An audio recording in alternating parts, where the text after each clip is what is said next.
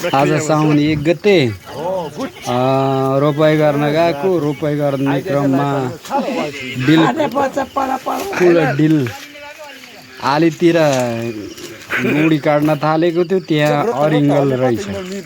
अरिङ्गलले टोकेर बाफले पन्जा लगाएको थियो। पन्जामाथि एउटा आएर टोक्यो। सोला हानेर जरै फुटाइदियो। त्यसपछि मैले पनि रिस उठ्यो। बदला फर्काउनलाई साथी लिएर साँझतिर गयो अरिङ्गल पोल्नलाई। हामी 4-5 भाइ गएको थियौँ। नवीन, गोविन, मिने, म, प्रेम दाइ गएको। अब पेट्रोल र डिजेलले पोल्यो। तर अरिङ्गलको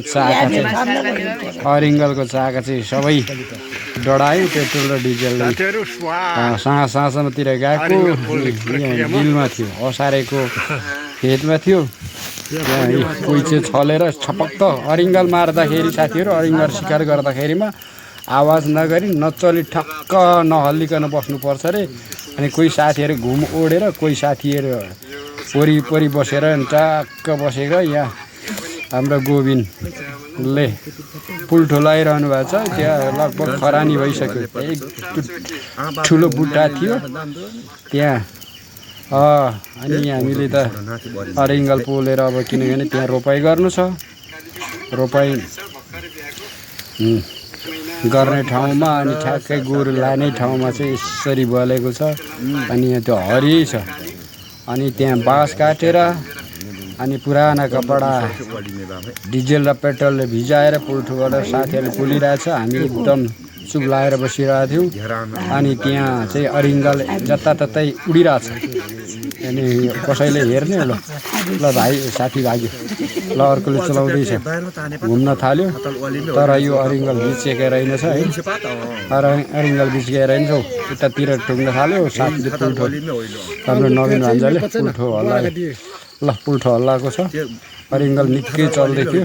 डढ्यो सबै। अब त्यो गुड चाहिँ पर बुट्टाको गुडमा चाहिँ गुड चाहिँ सबै डढिसक्यो। अब यो रहेछ। म चाहिँ 2 कल्ला मुनिबाट एकदमै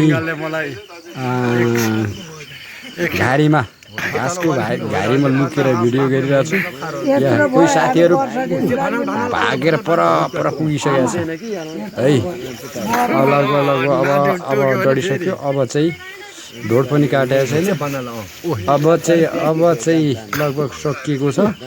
अब पुल्ठो घुमाइरहेछ ल है। यसरी पुल्ठो चलाइरहेछ। अब यो ततिर घुन्नु आइरहेछ।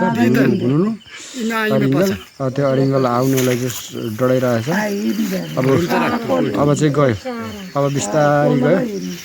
अब बिस्तारै गएर अरिङ्गलको फेरि गुडतिर आएकोलाई चाहिँ भयो। अब चाहिँ गएर गोविनले अरिङ्गलको चाका ल्याउँछ। ल्यायो। अब चाहिँ डढिसकेको छ ल। अब आज हामीले साँझमा रोपार बाउसे हलीलाई टोक्ने अरिङ्गललाई ल त्यो भाइले बिस्तारै गएको छ। अब चाका चाहिँ टक्क निकालिसक्यो। धेरै ठुलो रहेछ। भर्खर बसेको छ। उसले निकाल्यो। ल्याइसकेर अब त्यही राखेको छ पुल्ठो। अब चाहिँ धेरै ठुलो रहेछ। एउटा सानो बडको जस्तो घुमाइरहेछ ल। अब उता चाहिँ साथीहरूले त्यो अरिङ्गलको बच्चाहरू पोलेर